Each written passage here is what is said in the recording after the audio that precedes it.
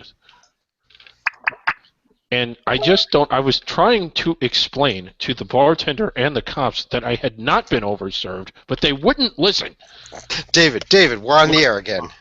We're on the air. Good evening, everybody. Welcome to another HoopsHD report coming to you here, middle of December, December 14th.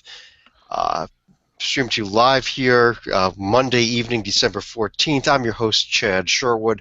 With us, our cast of characters. Beginning first, let me start with Joby Fortune. Joby, it's been a while since we've had you on. Welcome back.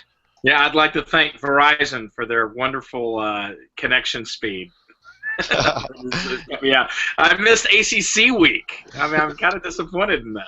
We're going to get to a little ACC talk here for you in a little bit. Also joining us, though, John Stalika. John, how are you doing out there in Xavier territory? Yeah, it's been 15 years since I graduated from Xavier, but I'm still having flashbacks and nightmares as to final exams and final papers. Yeah, that is finals week. Also, John Titel joining us. John, how are you doing? Very good. Hard to believe my Arizona Wildcats are 4 points away from being 10-0 at this point. Unbelievable. Well, yeah.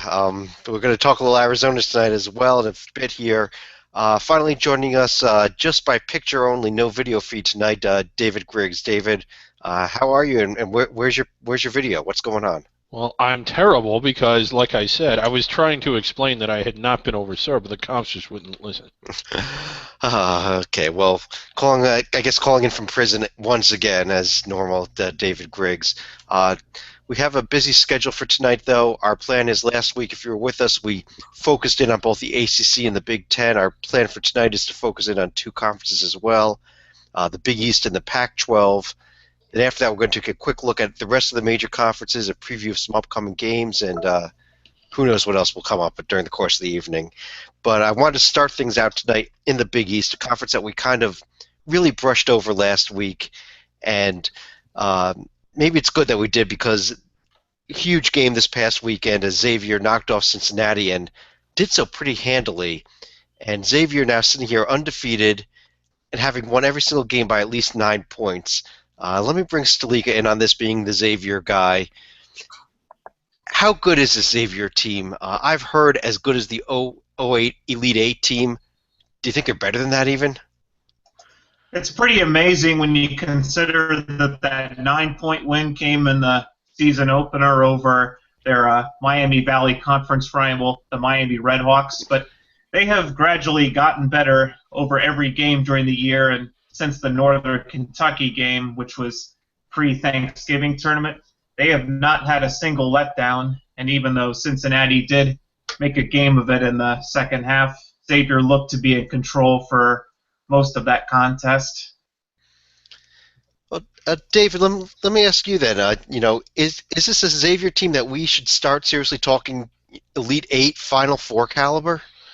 I think it is. And again, the key word there is caliber. Xavier's been the two Elite Eights. I think one of the best teams that I ever saw was an early tournament exit. I forget the exact year, but when they had David West, and I think Romain Sato was on that team, they had a lot of really solid players, and they lost earlier in the tournament. But 2003. Was it? Okay, thank you. I think that this is a Final Four caliber team. Now, the one thing is they have not gone up against a top 10 team on the road yet, which, again, that is very hard to do. But if you're a Final Four caliber team, you go up against the top 10 team on the road and beat them, I think that is what ultimately defines you as a Final Four caliber team. They haven't done that. Depending on how good some of the rest of the Big East is, Providence is rolling, Georgetown's rolling, Butler's rolling. It could be as many as 5 teams in the top 25. They'll get their chance at high-caliber road wins, and then we'll know for sure. But they flattened everybody, and they've won 4 games away from home. They beat Cincinnati's not bad, and they led by as much as 20 at one point in that game. Who else has played that kind of schedule and looked that dominant? They're really good. Well, their conference opener coming up in a couple weeks here. I know they've got a couple games, including a trip to Wake Forest before then. But they've got they're going to be getting Big East play at Villanova. And Joby, let me bring you in here on this Villanova question, because your Hoos are playing them this weekend. what are your thoughts on this Villanova team? They do have the one loss, and they kind of maybe they slipped down below Xavier here in the conference now in terms of who we're talking about. I mean, early on, with the performance on the court, you've got to give Xavier the advantage between them. Villanova has played a solid but unspectacular schedule for the most part and taken care of business pretty effectively. I mean, averaging 15 to 20-point wins against teams like St. Joe's, etc. Not world beaters, but just solid, solid teams. The one good team they played against, they got smoked. They went against Oklahoma and got run out of the building. The question is, I heard this earlier today, they rely on the three-point shot. Jay Wright has that great three-guard rotation. I love how he really plays it to the Philadelphia mid-Atlantic recruiting area. This is the type of player that you want out of that area, and Villanova does a great job of working to that talent. But they're missing the three-point shots. They've got one of the worst three-point shooting percentages this year. If the shot doesn't come, if they don't hit shots against Virginia, they will lose in Charlottesville. If they make it, because Virginia will pack it in and prevent anything from happening. But I have faith that Villanova actually will be able to find those shots to fall. Villanova's going to compete for a 1-2, at least a protected seed, but I think they're going to be one of those teams competing at the end of the year. We'll see them turn around. Well, beyond this Villanova team, we also have the Georgetown team. And John T., let me bring you in here. I know you were at the Georgetown game this weekend, taking on a previously undefeated UNC Wilmington squad. I guess the question with them is, have they fully recovered from their, what I'll call their early season struggles? I don't know about fully. They looked very good for most of the game against the Seahawks. They were up 25 halfway through the second half, and I think some people started to leave because it was 70 degrees in D.C. last weekend. And then you turn around, and there's this huge run by UNCW, and they're only down 3 points with minutes to go. So the Hoyas really fell apart in the final 7, 8 minutes of that game. To the Seahawks' credit, their coach, Kevin Keats, learned how to do the full-court press while an assistant for Rick Pitino at Louisville, and he put it in, and they struggled mightily. That being said, I think they're going to be okay. You have to remember, very close losses to Maryland and Duke, who are both sensational teams. The double overtime heartbreaker against Radford. This team should be 10-3 by the start of January. Not sure how they're going to do in the Big East, but so far they're looking pretty good. Well, I'll tell you that looking at the Georgetown schedule, they've got a pretty easy start to the schedule, I'd almost call it, with their first 3 road games at Big East play being DePaul, Creighton, and St. John's, the whole trifecta there. Maybe not a tough game until January 16th when they host Villanova, and then January 19th at Xavier. And stepping out of conference to go to UConn, but they should start. They can actually put together a nice winning streak here. I think. Yeah, they can get by Monmouth on Tuesday night. If they don't, 2 of those games are landmines that you mentioned, Chad, and I'm not talking about DePaul. DePaul's not a landmine. They've already been blown up. Oh, wow. Here's the question. If they don't lose their season opener to Radford, are we even looking at Georgetown as a team that's struggling? Because since that game, they went into Maryland, led for a good portion of the game, lost by 4. They were right with Duke on a neutral court, if you consider it was probably more pro-Duke than Georgetown, lost by 2. They beat Syracuse handily, although they did blow the lead at the end. They beat a pretty good Wilmington team. They were up by 20+, beat Wisconsin. I think that this is a team that is way better than what their paper currently is, and as the season progresses, I think it'll show. I think Georgetown's really good. Well, Joby, let me bring you back in here to another Big East team, and that's the Providence Friars, who were without their top 2 players this weekend, and still found a way to win a game, albeit over a Bryant team that's not very good. Providence was one of the teams, if you remember from the preseason, that I really liked, and it's because they have the MVP of the league. If Rivera from Georgetown's not. Just pat yourself on the back a little more there, Jim. Yeah, don't strain yourself. Exactly. Well, I got to take credit where it is because not all my picks are looking great right now. Though Titel and I will continue to go Boomer Sooner all we can. I think they are still what they are. I think they are a team that is predominantly still around one player, even though they played without him this weekend. They're may have a little more depth, but they're looking at a mid-tier seed. I do not think they are a protected seed level. But they are a tournament team, without a doubt. And they're going to get wins in the Big East. They're the type of team who will jump up and bite Xavier or Villanova on a given day, but also, if they're off, could be that, oh my God, how'd they lose to St. John's? Yeah, and that's a Syracuse story we're going to be discussing a little bit here also. But let me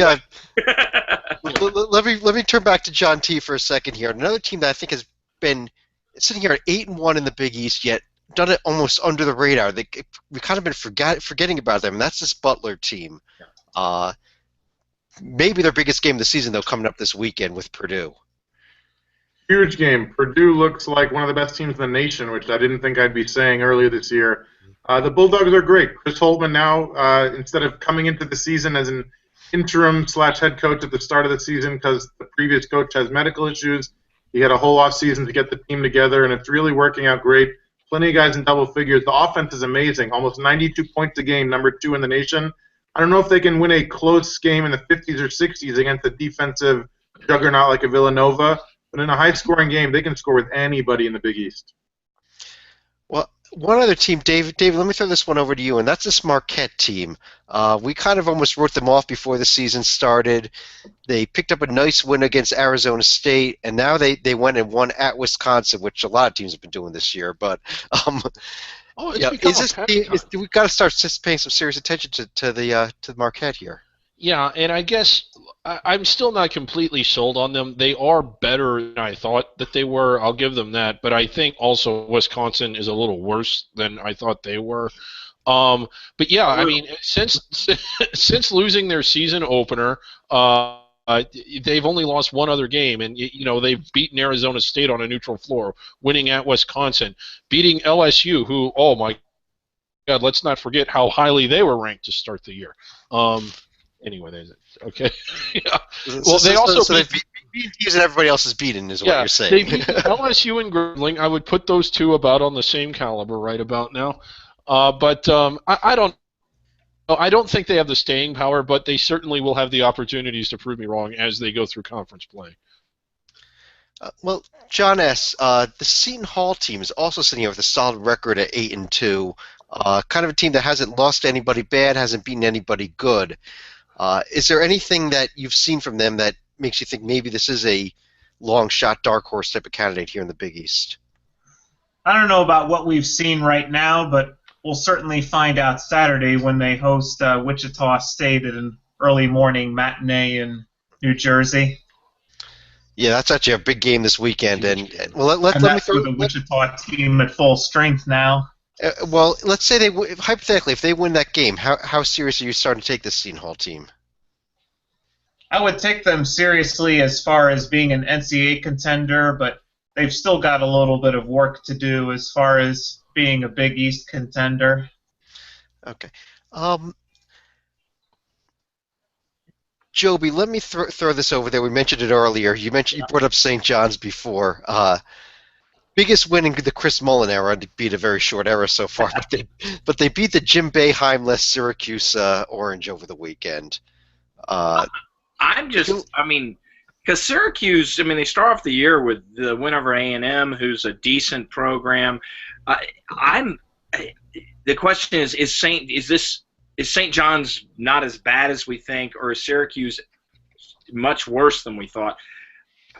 I think St. John's is still a bad team. I think it was a fluky win without Boeheim. But Syracuse is in trouble. I think this tells us more about Syracuse than it does St. John's, to be honest. And, boy, the Boeheim era, when it leaves, is it going to look like this? Because then Syracuse is going to be a bottom-tier team in the ACC at that point. Well, John T., do you agree with that? That St. John's is really just sitting here with actually a decent overall record of 7-3. Is it just a factor of the fact that they played mostly garbage besides the Syracuse game? I think the win over Syracuse was a bit of a fluke. Johnny shot 50% from the field and almost 50% from behind the arc, which if you think they're going to do that every night and get 30 points and 13 boards from their bench, you're nuts. That's not going to happen. I think that's kind of a one-time only deal.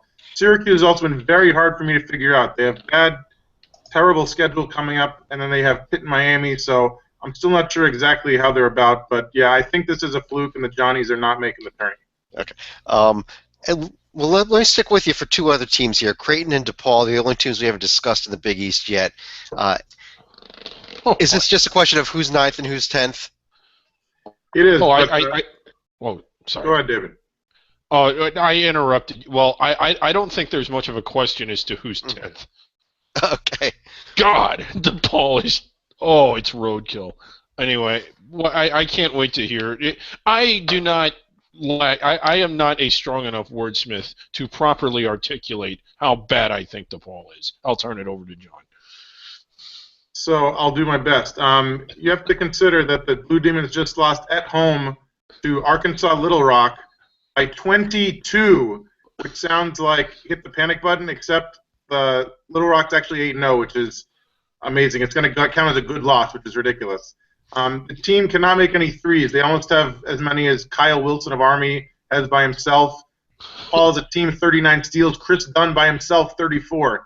Team plays no defense and makes no threes. They're not going anywhere. Yeah, interesting game coming up tomorrow night here, Tuesday night. DePaul at Stanford, a battle of two last-place teams, I think. On that, let me just quickly run through. Let me turn back over to David here. How many teams do you think the Big East is looking at from what you've seen so far? Is this a 5-bid league, or a 6-bid league? I still think it's most likely a 5-bid league, although they could get a 6th in. I think that it's odd because not only do I think it's a 5-bid league, I think we're going to have 5 teams that are first ballot teams, meaning they're going to be in that original 36 that are put into the field. I don't know if they get anybody else other than that, although the Marquette has looked pretty good. I'm not that sold on Seton Hall. If they get a 6th, I think Marquette is the 6th, but I still think that it's only 5. Well, Joby, couldn't there be kind of the carryover effect if you have that 5 really good teams that a 6th team like a Marquette or a Seton Hall picks up a couple of decent wins in conference, just kind of rides the coattails in? Yeah. Well, if it weren't for the teams we just got finished mentioning in DePaul, etc., this has a very Big 12 2015 sort of feel. Everybody's going to play everybody, and you're going to be able to pile up some wins here and there. Marquette and Seton Hall have done so far so good out of conference, what you need to do, and we'll see how that all depends at the end of the day. But I think it's a 6-bid league because the RPIs, et cetera, are going to build upon each other. It's the statistical components that I've talked about in the past on this, and I think the Big East is well positioned so far, especially with the key teams in Seton Hall and Marquette to look at. I want to throw out one number before we go on a little bit further. With Creighton's win over Nebraska earlier in the week, Greg McDermott is now 12-0 against Tim Miles. Oh my God. No. David is having another drink from that bottle after hearing that one. Let's move things over to the Pac-12 now, and John T., I definitely got to bring you in here at the top of the Pac-12, where Arizona is only a few points away from being undefeated, and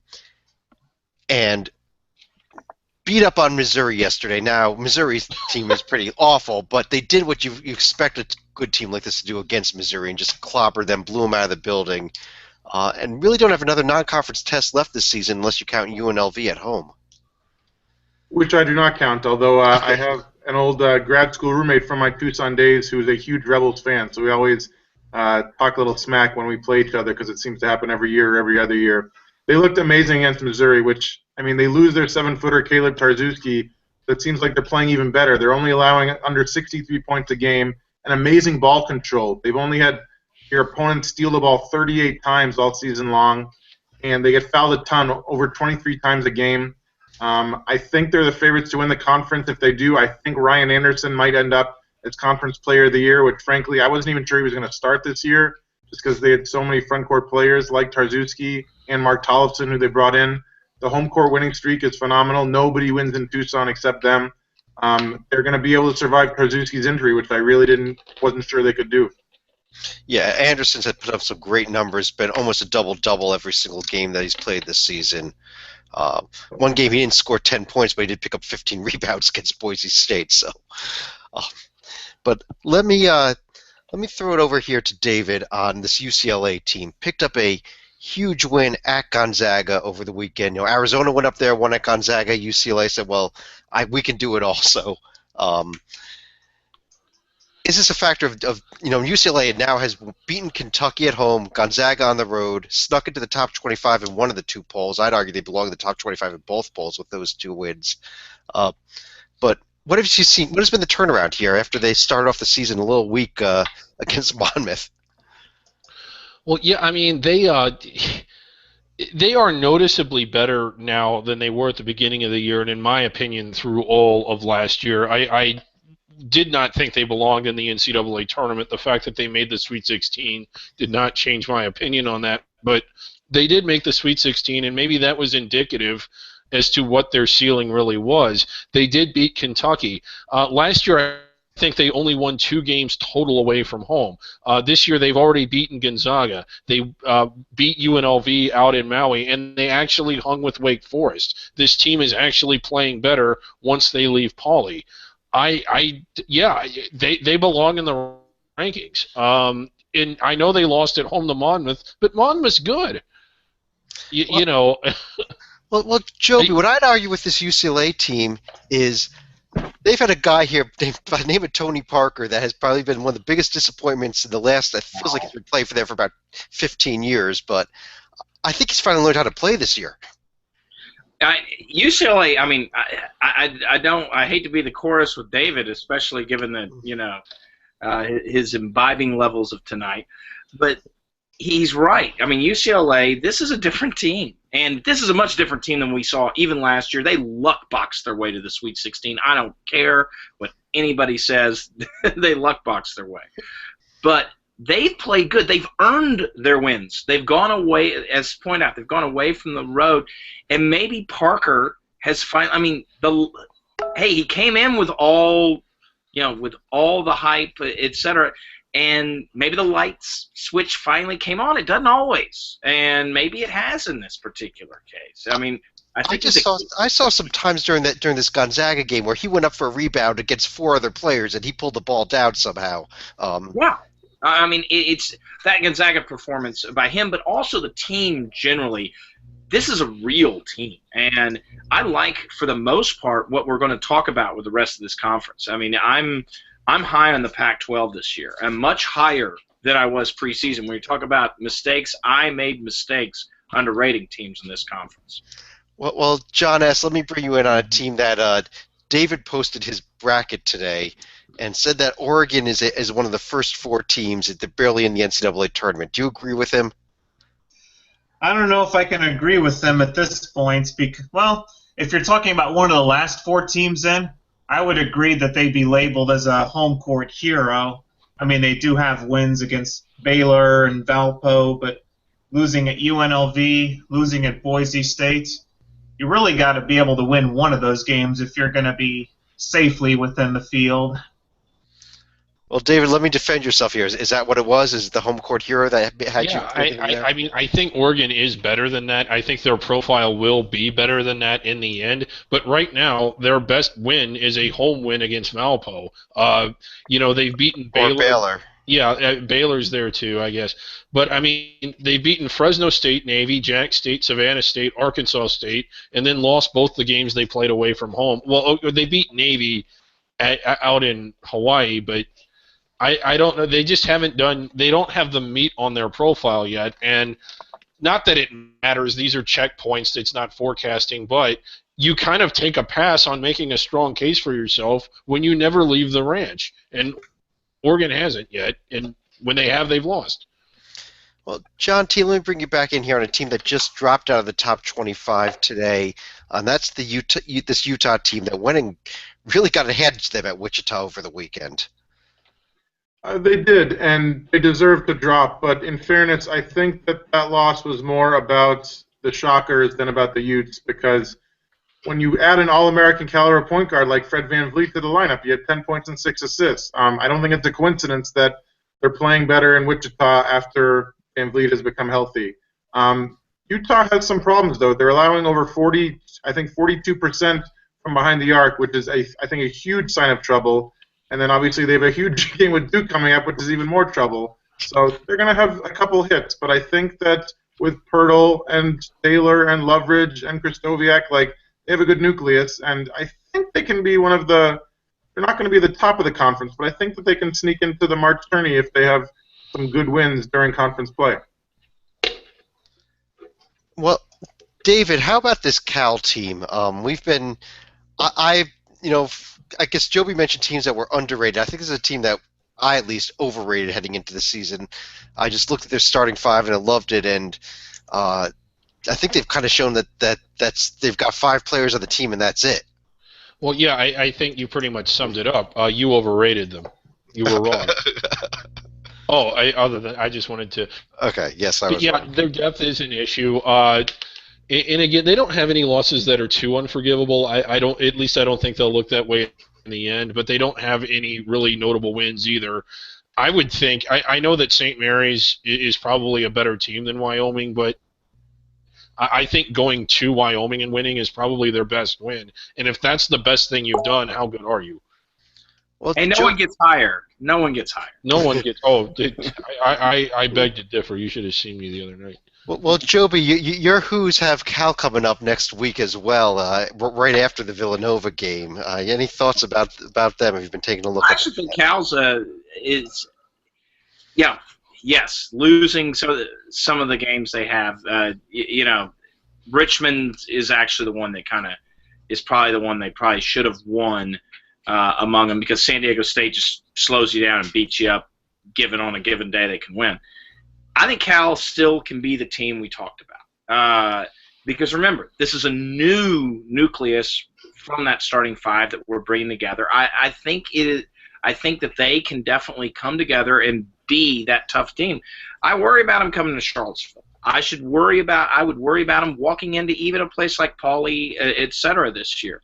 Cal is going to put up the points on the board. I truly believe by the end of the year they will be not just borderline in the tournament. I think we're looking mid-seed level pretty solidly, just as Chad, you and I both discussed preseason.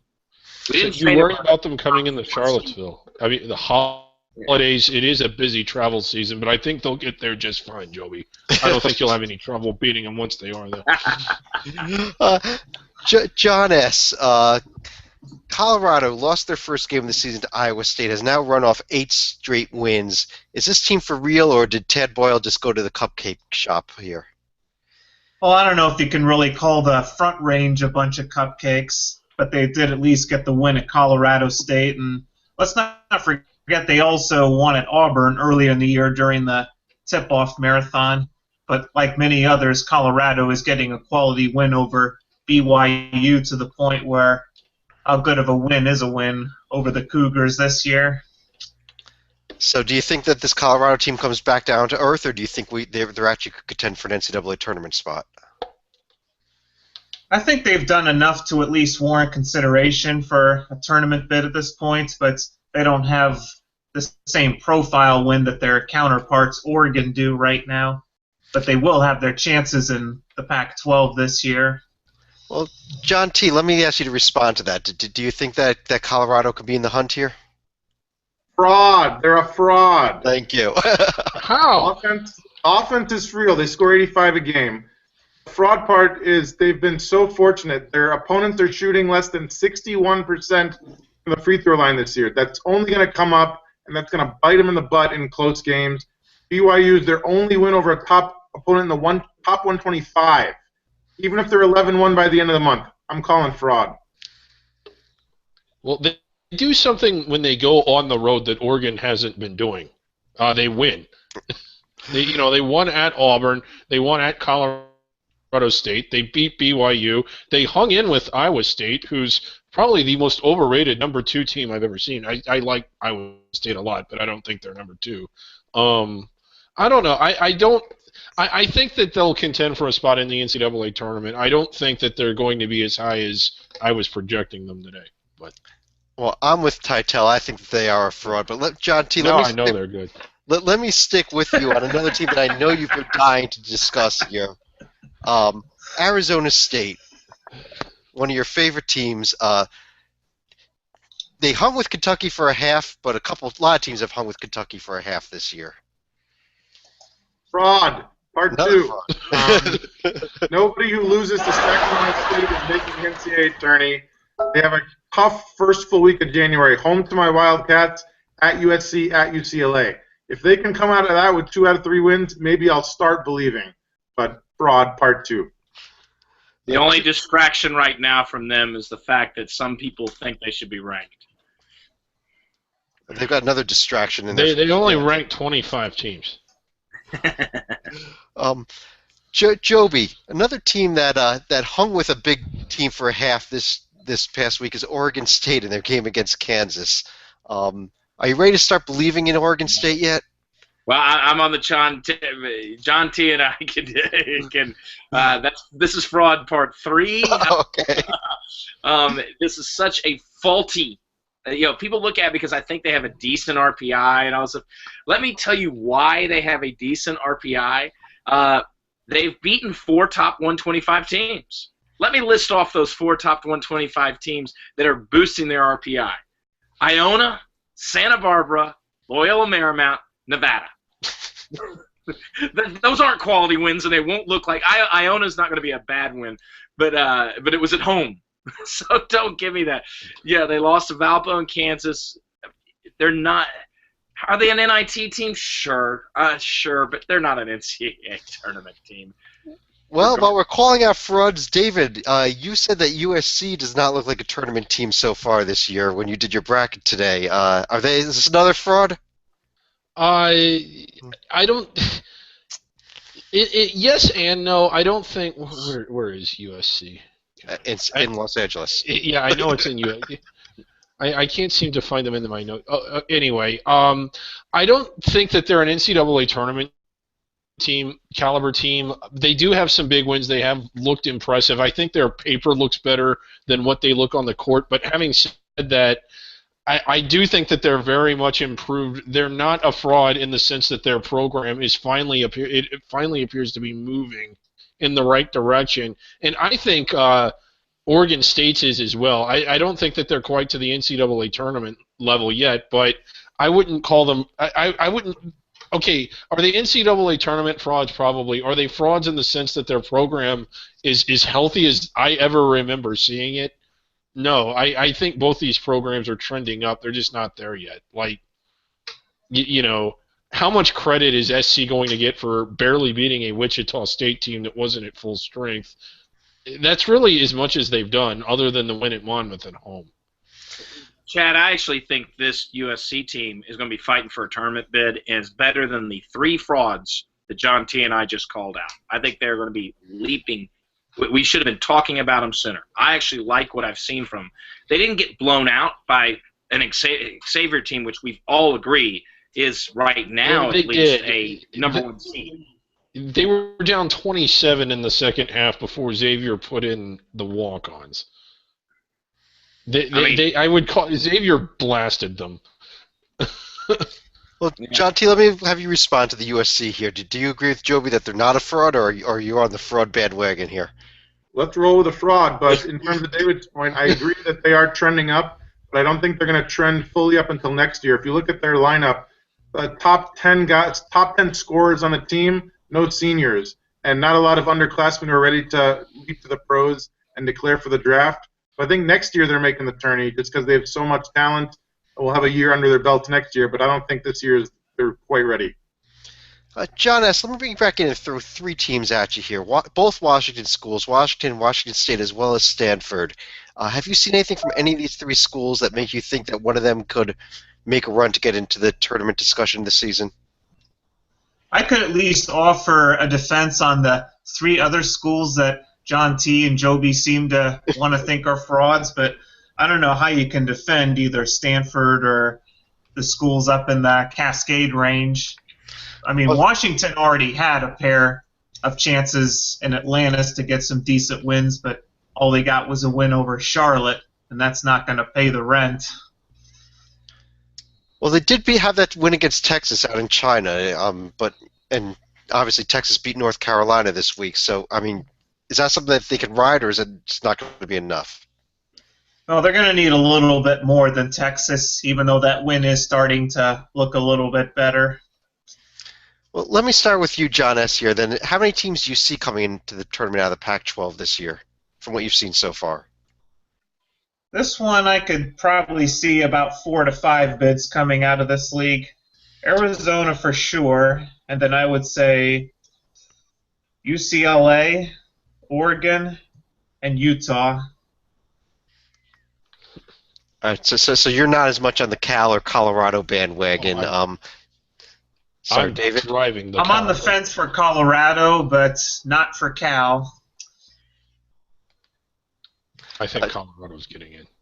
John T., did you agree with him? Do you think it's a 5-bid league, a 6-bid league?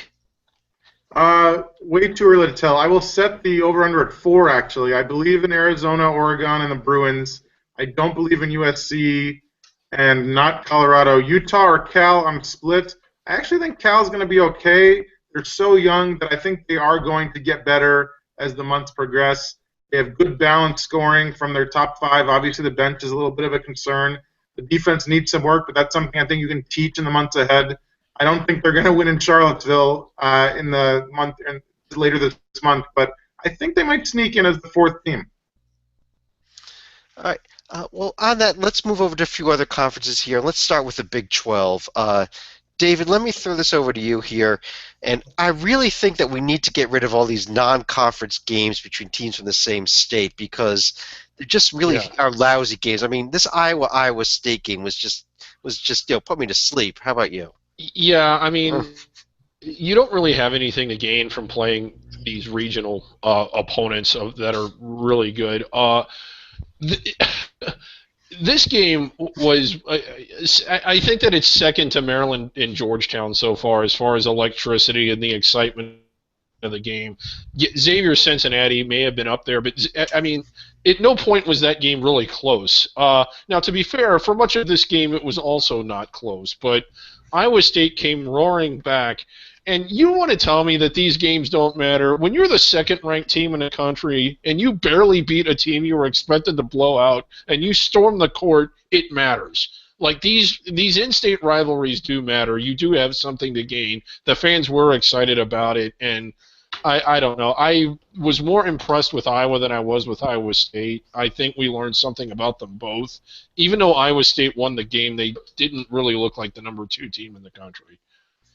Yeah, Joby, we actually have 5 teams sitting here at the top of the Big 12, all in the top 20 in the Ken Palm ratings right now, with not only Iowa State but Oklahoma, Kansas, West Virginia, Baylor. How good is the top of this Big 12 this year? I mean, the 2 teams at the very top, I disagree with Dave a little bit. I really like this Iowa State team, and maybe it's because I'm staring at my nitty-gritty ratings, and they just jumped, after the Iowa win, they jumped Michigan State for number 1. In the country on what they've done so far this year. I mean, 3 top 25 wins, that's pretty good at this stage of the year. But Oklahoma, John T. and I have been harping on them all year long from the beginning, and we have had nothing but pats on the back so far. We'll see when they fall. But they've got 2 teams that right now I'd place as 1 seeds. And we'll see when the conference – it's not named Kansas, and neither one of those teams is Kansas. Kansas is a good team, of course. They're going to be a protected seed, but I really like what you're seeing out of Iowa State and Oklahoma in particular. Well, John S., do you think this is the year that Kansas finally gets dethroned then by one of these 2 teams? I don't think Kansas would mind being dethroned as long as they are actually able to make a decent NCAA tournament run. That seems to be the one trade-off for all of the Big 12 crowns they've been winning during the regular season. You'd think they'd be advancing, if not the Final Four, at least to the Elite Eight with a little more regularity. John T., the other big story out of the Big 12 this week was this Texas-North Carolina game, and what an amazing finish. Does Shaka have things rolling now in Texas? Is it the type of win he needed to get things moving? Of course. I mean, to be honest, I'll throw this open to the panel after I'm done. I'm still not convinced that Felix got his shot off before the buzzer. I saw the replay several times, but it looks really close. But beyond that, I've never seen a team with a 16-4 advantage on the offensive boards against the Tar Heels. They dominated on the offensive boards. They've had a couple of tough losses, but all the Power 5 teams, Washington, Texas A&M, and Michigan, they have a brutal stretch in conference play. I believe they have a 15-game stretch with 11 ranked teams from mid-January through the end of February. So he's got the gauntlet ahead of him. But obviously that's the signature win that will make a difference in March if there's any bubble question. David, what are your thoughts on did he get the shot off?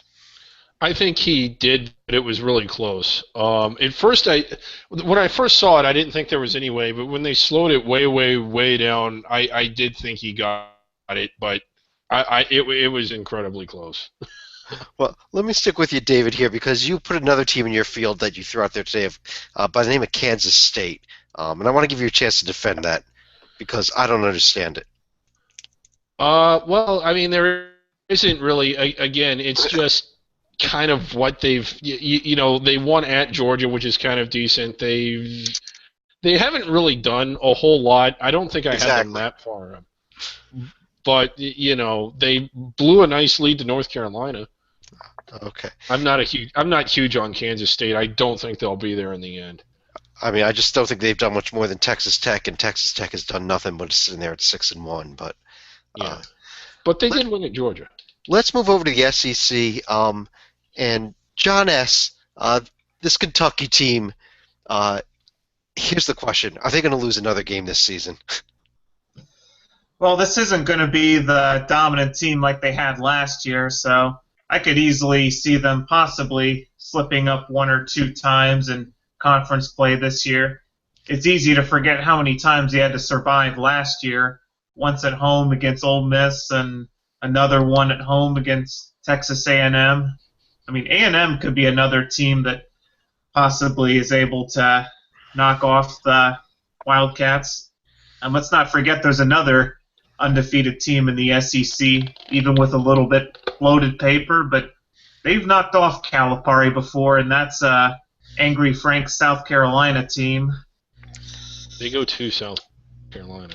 Yeah, they go to South Carolina February 13th. Obviously, they go to Kansas January 30th. You can't forget about that non-conference game there. But John T., how about this South Carolina team? Are they for real, or are you going to put them in the fraud category? I'm on a fraud roll tonight. I'll stick with the fraud Gamecocks. I love Angry Frank, arguably more than anybody here, so I have no problem with his credentials, and I know that he is a good coach, even if he's had a spotty record in the past. But not a ton of top 100 teams on the roster, and I believe they still have yet to play a true road game until they go to Clemson this Friday.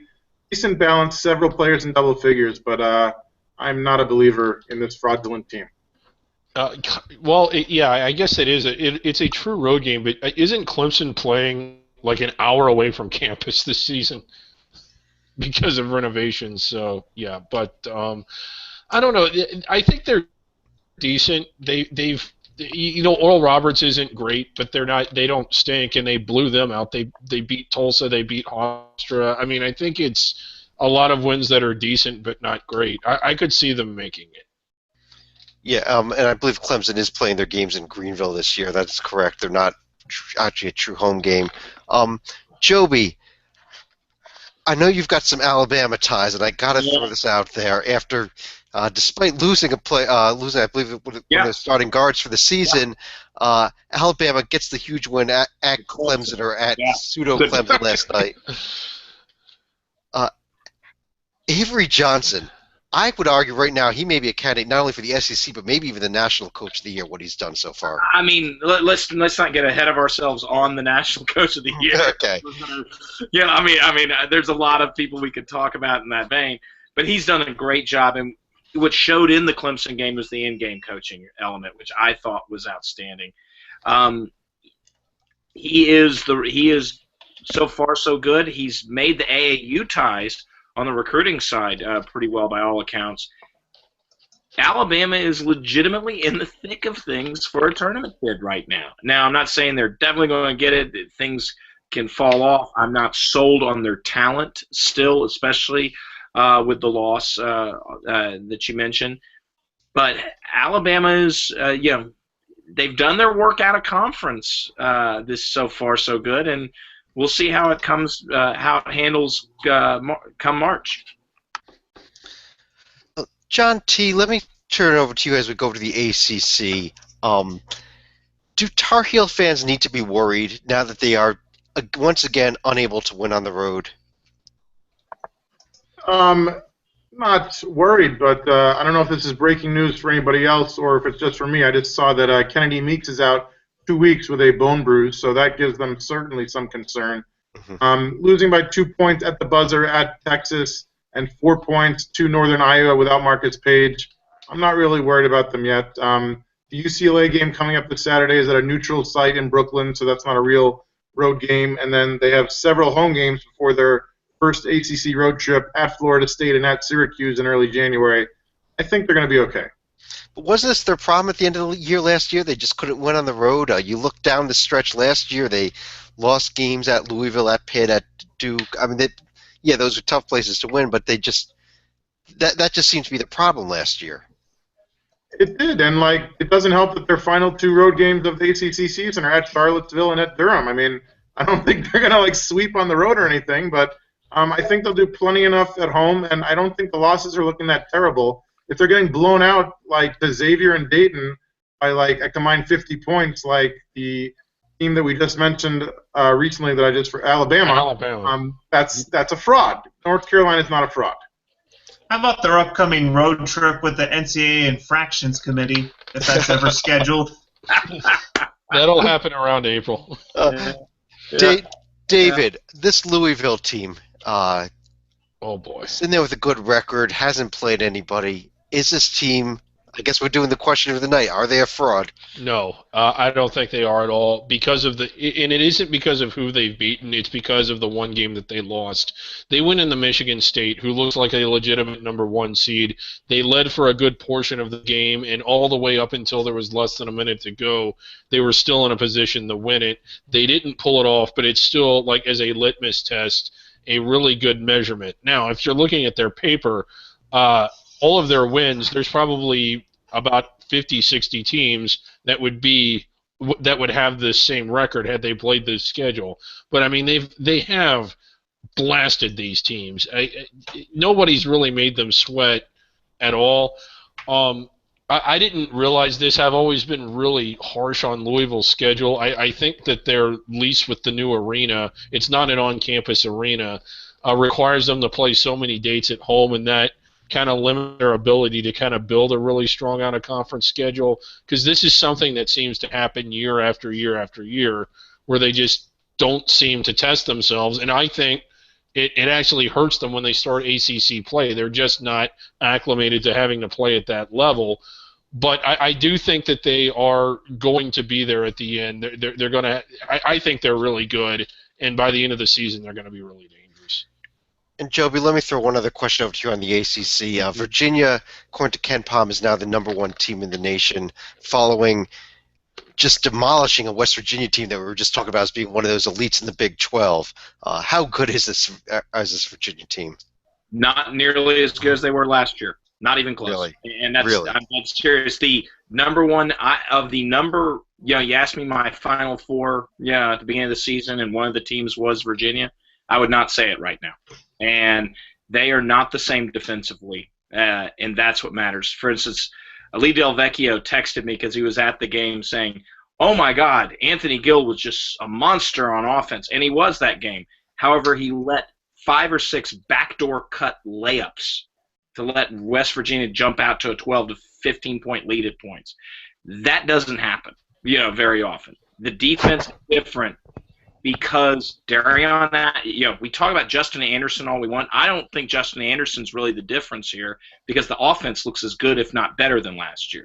But defensively, without Darion Atkins, without an Akeel Mitchell to reference 2 years ago, there is a weakness there that Mike Tobey and Jack Salt just cannot do right now. And until someone like Isaiah Wilkins steps up or Gill in the second half of the West Virginia game, there are going to be teams and problems with big, athletic, long guys who will dominate them inside. Hello, North Carolina. Are you going to be saying the same thing in a week from now after they beat Villanova and Cal back-to-back? Villanova, and I might be burying myself here. Villanova is actually a good matchup for Virginia. I'm not as sold on Cal. Cal could sneaky, especially only 3 days after Nova. But if they sweep both Nova and Cal, Virginia's still a protected seed level team. I'm just not sold on them as a Final Four team right now. John asked, we want to move quickly here through a few other teams. We didn't mention the Big Ten yet, where Michigan State and Purdue are both undefeated, and Wisconsin lost another game. Is there anything you're looking at here in the Big Ten from what we've seen over the last week or so?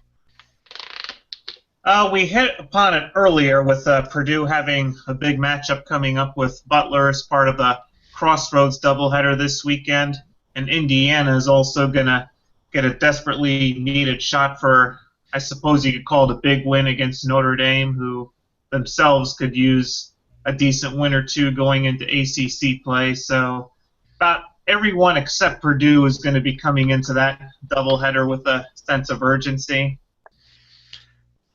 Let me turn back over to John T. here and quickly mention this Dayton team that had been looking like they were starting to roll, and then they lose yesterday or over the weekend at home to a Chattanooga team that was without their best player, Casey Jones.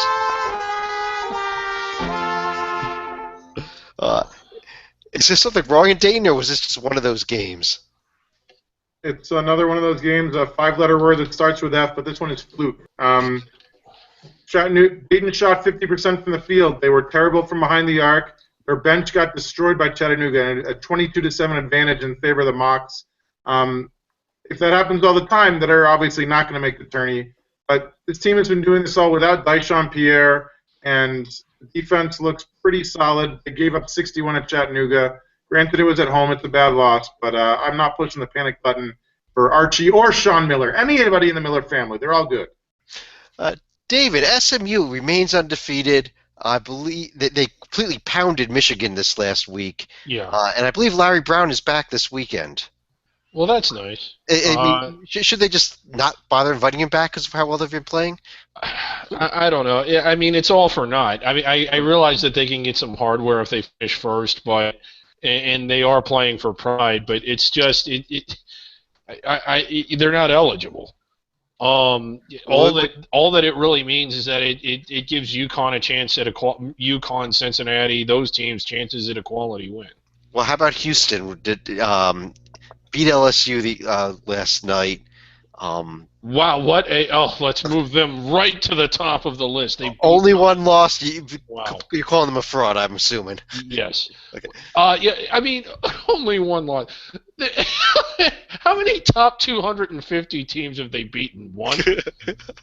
A good rule of thumb here, if Lee Del Vecchio is tweeting about your game, that's not a good sign. Yeah, he was. I mean, because nobody likes bad basketball more than that guy. But, Murray State is okay. Prairie View, Florida A&M, and Texas Rio Grande Valley. Okay. Well, let's move on. Joby, out in the Mountain West, Boise State had one of the biggest wins of their biggest win of the season, beating Oregon over the weekend. We like this Boise team heading into the season, but they really disappointed until this weekend. Do you think they've turned the corner? Do you think they still have a shot at an at-large bid? I don't know if they have. I mean, they've just struggled at conference to date. I mean, they did get the win at Oregon. They're going to have to really go on a roll in conference as well as they might need a regular season title to be an at-large worthy team now. And remember, Oregon was one of the teams that I feel a little weak about in the first place. So good win, definitely, but I'm not. That alone shouldn't be able to do it. I like this Boise State team, but they just haven't delivered like they needed to, and they had opportunity. Yeah, there is something on Boise's profile that changes the entire complexion of it, and that was that opening loss to Montana. Because really, all they've done since then, they lost twice to Arizona, both away from home, and to Michigan State away from home. That's not unforgivable. But, I mean, if they win that opener against Montana, I don't think we're talking about it. We just view them in an entirely different light, I think. True enough. Yeah. It beat the UC Irvine win was actually, I might add, a pretty good neutral court win. Yeah. We'll see, but You need more than that Yeah. in Oregon, I think. If you need to win the Mountain West regular season title. Not saying Boise must really love the first four in Dayton because they seem to be on that trajectory again. John T. Gonzaga. We want to talk a little West Coast hoops very quickly here, but this Gonzaga team once again losing close game. They've had 4 games against top opponents down the stretch. Lost 3 out of the 4 of them. Should have lost all 4 of them. Yes, we know they're going to be in the NCAA tournament because they're going to roll over the West Coast Conference, but I think they're looking like a one and done team. Maybe get to the second round, and that's it. Not the potential Final Four team that people are talking about heading into the season. Certainly a thumbs up as to the not a Final Four team. As for the losses, all very respectable, I think. 1 point, A&M on a neutral court, and home losses by 5 each to Arizona and UCLA, who are pretty much banking for the tourney right now. It's surprising that it's happening at the Kennel because they never, ever, ever lose at the Kennel. But you're losing to good teams, and when Karnowski hurt, I think they have a built-in excuse. Wilcher and Sabonis are still great. The guards are young and need to play better, but that's what happens when you lose your senior guards from last year. They got Tennessee coming up in a semi-home game in Seattle next Saturday, which is going to be big, and then a bunch of very average to below-average teams until they host BYU in mid-January. So they're going to pile up plenty of wins in the month ahead. Well, but David, my issue with this Gonzaga team is that it's just the way they've lost the games. It looks to me like they just have a complete lack of leadership down the stretch. Me? Oh, yeah. I agree. It's just it seems like they go out, they always come out strong, but then the other teams make adjustments, and Gonzaga can't react to those adjustments. Yeah, I agree with you. They don't really. I think the lack of experience in the backcourt is really hurting them. And I briefly want to mention this BYU team also. John T, you just brought them up, and John S, let me bring you in on them. Have they completely blown any at-large chances at this point with the losses they've now started to pile up? Let's hope so. I don't have BYU's schedule in front of me, so I really don't know who they'd be able to beat outside of Gonzaga at least once to have that shot. St. Mary's maybe if they can keep their bloated record going. Yeah, I can get BYU's schedule here in half a second. They've already suffered the losses to Long Beach, Utah, and Colorado. Their best win was over Belmont, and really all they have left in terms of notable games is their conference play. Thank God. But let me just actually, David, I know you want to bring up a couple other teams tonight outside of the major conferences, the likes of Chattanooga, Arkansas, Little Rock, and Wichita. Anything you want to discuss about these teams that are not in the top 25, but maybe in that large bid caliber teams? Yeah, and a fourth would be Valpo, and it was really just to say just that.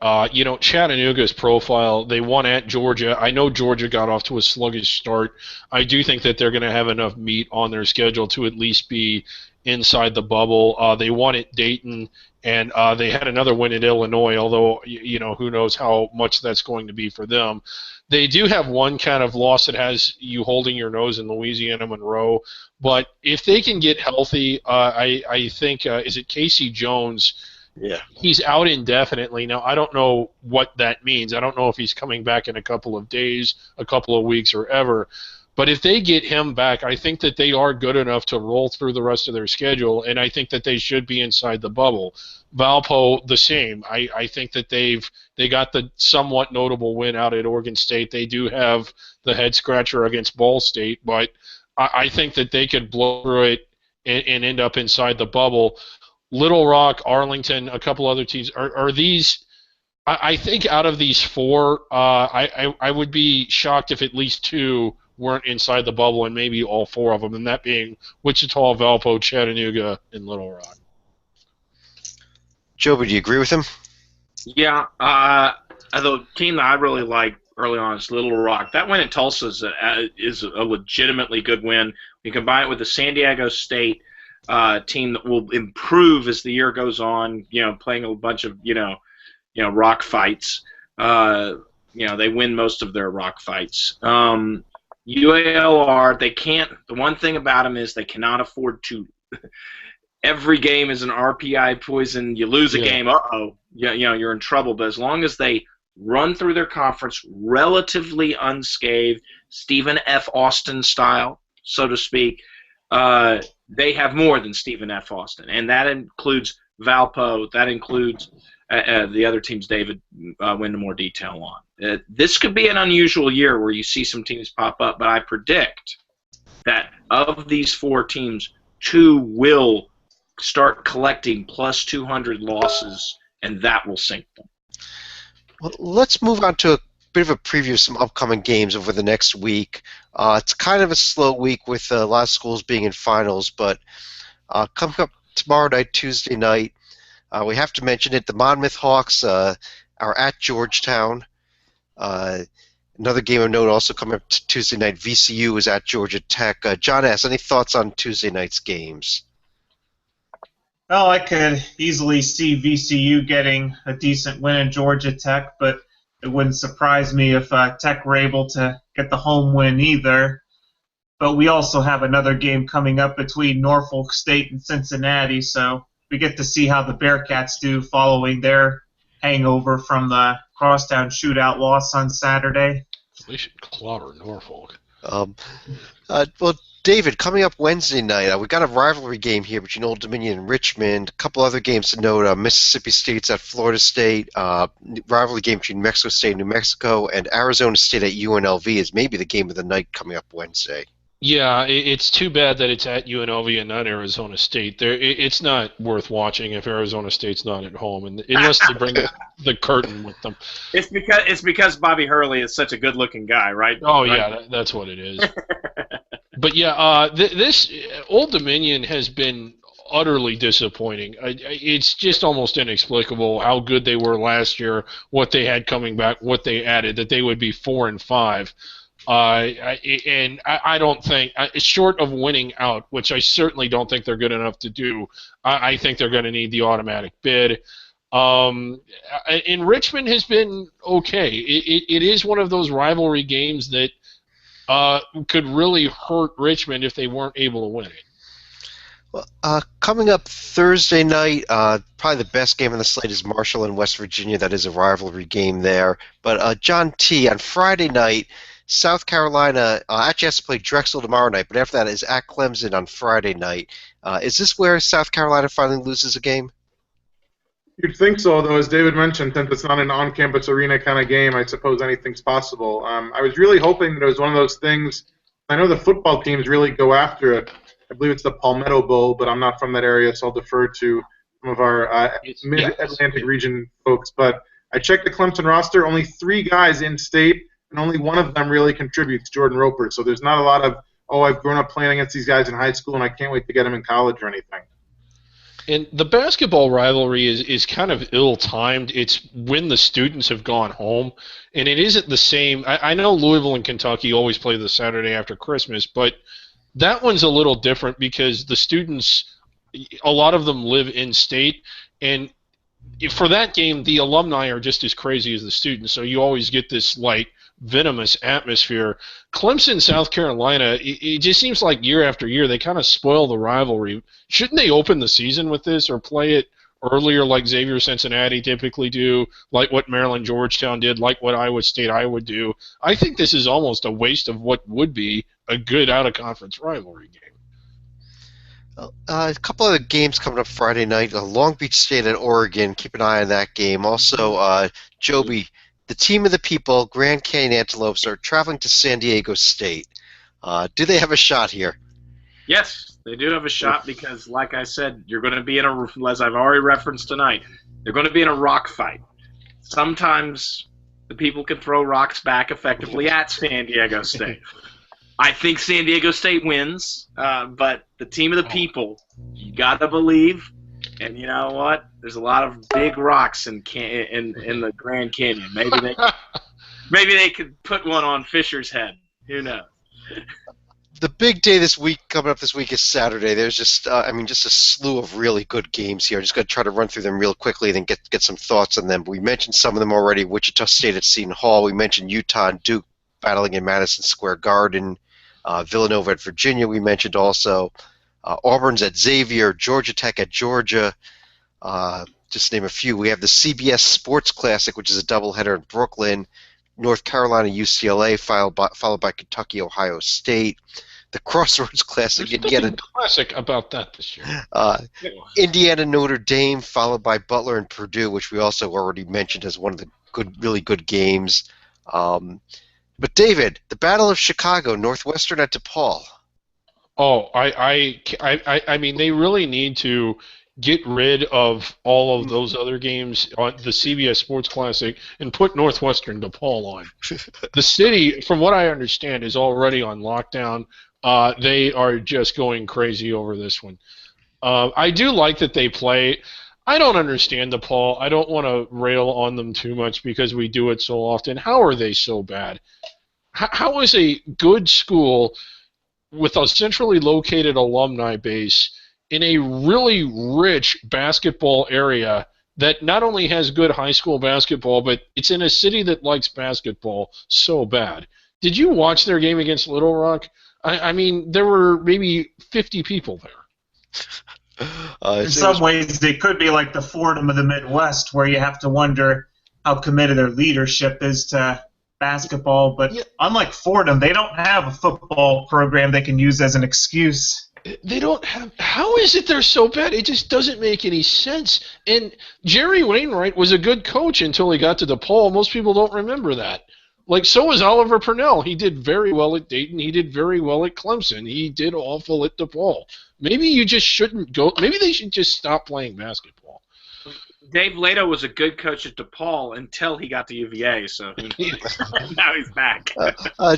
John T., another doubleheader is the Big Four Classic out in Iowa. Drake, Iowa is the opening game, but the late game of Northern Iowa and Iowa State, do you think that's a game to take a look at with Northern Iowa having the North Carolina win already? I actually want to say no, but I checked the schedule from a couple of years ago when they last played, and the Panthers lost to the Cyclones in overtime. So there's a chance that it could be competitive. I fear that when you look at the level of improvement from 2 years ago to now, though, the Cyclones are a little bit more improved. So I'm worried it's going to be a blowout, but history shows it might be competitive after all. Right. Well, these are competitive games. Now, I don't know how competitive it's been. Have they played since they went to this format? Because it used to just be at campus sites. They would do home and homes. Now it's a doubleheader, and they won't play both Iowa and Iowa State. But Northern Iowa actually had, for a 6 or 7 year period, the best overall record in this series, the Big Four. So yeah, the games are pretty competitive, and they get pretty heated. Well, with all these other really good games, one that maybe slips under the radar a little bit here coming up Saturday night, John S. Baylor is at Texas A&M. John S. I'm sorry, can you John repeat is that? so excited. I guess you're not very excited about Baylor at John Texas. can't wait for this one. I just wanted to know whether your thoughts were on this Baylor-Texas A&M game. Is this a couple of teams that we've been talking about as tournament teams as well? I think this is also the game that was going to be scheduled at Fort Hood, which is not too far from Baylor's campus. So this would be their military tribute, as it were. So I think it's a quote-unquote home game for Baylor that they're playing nearby. Okay, I didn't see that, but let's move on to Sunday. A couple games to note here. Joby, actually, we've got a game being played, game being played. I believe this is in Brooklyn as well. Pittsburgh and Davidson.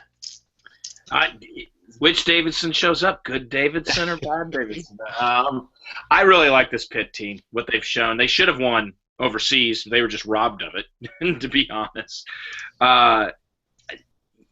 Davidson's not the same as they were last year, but they're still extremely competitive. They're not a tournament team this year, but if Pitt goes in and wins another neutral site game against a high-level NIT team, it just goes to show that we underrated this Pitt team preseason. If they lose, well, maybe we had them pegged just right. David, I want to throw a pair of Sunday games at you for your thoughts on both of them. NJIT is at St. John's and Monmouth is at Rutgers. I think, St. John's has turned into home court heroes against, which is much better. I think it was Stalika that said that's still much better than what we made them out to be. I still like NJIT enough to be able to beat St. John's. They should be able to beat St. John's. Monmouth, I mean, they're going to bury Rutgers. Absolutely. They're going to destroy them. This is going to be one of the ugliest games ever. Yeah. Especially if, well, I don't think Monmouth will beat Georgetown this tomorrow night, but if they're coming off a Georgetown win, it's going to be real ugly. But one last game coming up on Monday night, actually. You would have thought Rutgers would be the trap game for Monmouth. Yeah, I know.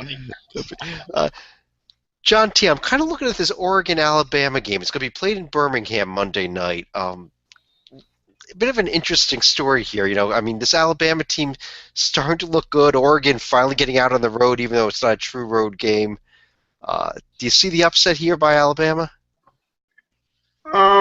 Possibly. I'm not on the Avery Johnson bandwagon as much as you are. Okay. You look at the Ducks' 7 wins. They're all in one of 2 cities, Eugene or Pearl Harbor. So they have to travel all the way across the country. Thank God the Tide's offense is terrible. That's the Ducks' saving grace. I don't know how healthy all their team is. I think Dylan Ennis is still not 100% yet. But once they're healthy, they're going to be good. They might be getting them at the right time, but I'll go with the Ducks. All right. Well, on that note, let me run through here any final thoughts from each of you, and if there's any other games that we didn't miss, you want to throw them out there, that's fine as well. John T., let me start with you. So the game I'm looking at on Saturday is North Carolina and UCLA. Let me take you back to 1984, the East Regional Semifinal, Michael Jordan's last college game. Some player from Indiana scored a game-high 27 points in the 4-point upset of top seed North Carolina, whose assistant coach was Roy Williams. Anybody name that Indiana player? Was it Dockage? Number 12? His name, please. Who was it? Steve Alford, who will be coaching UCLA. Oh, yeah, all right, yeah. I love history. What can I say? John S., any thoughts here?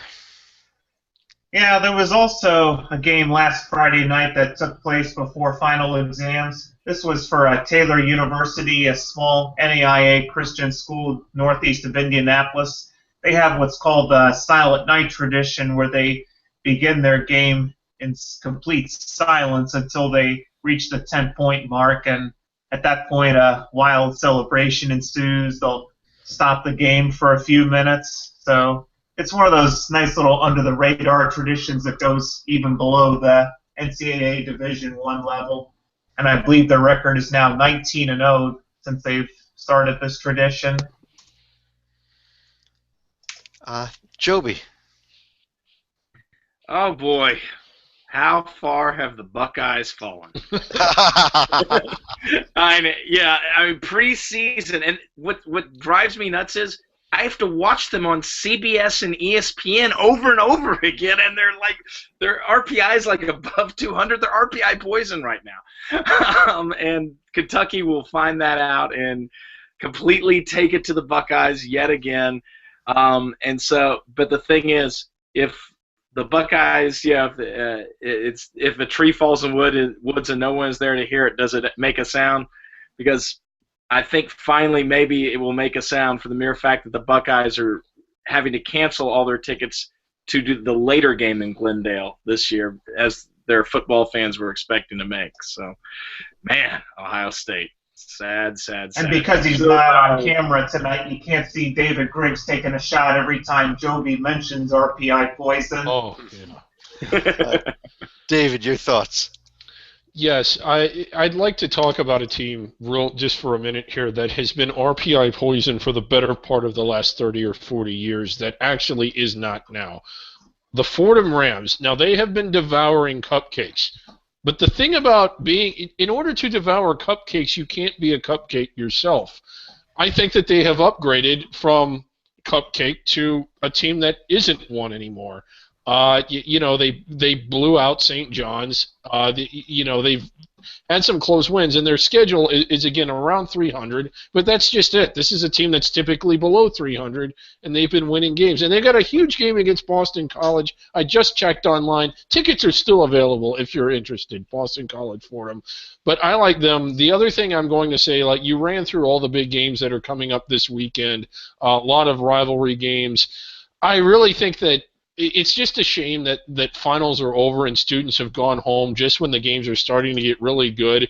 Would it be better for the sport if we had this as the first weekend and then the first weekend this upcoming weekend, if we could just switch those around so there is a lot of excitement around the start of the season and the students are actually still there? Well, my final thought, I need to echo a little bit of what Joby was talking about when he discussed the Buckeyes, and a little bit of what David was just talking about with these rivalries. Ohio State, despite playing in a state that has 13 or 14 Division I teams in it, once again this year failed to schedule a single one of those in-state teams as part of their out-of-conference schedule. It's honestly, I don't even understand why you would do this, why you would rather be playing games against teams like VMI, Air Force, Northern Illinois, Mercer, and South Carolina State than playing even Youngstown State, Cleveland State, and Toledo.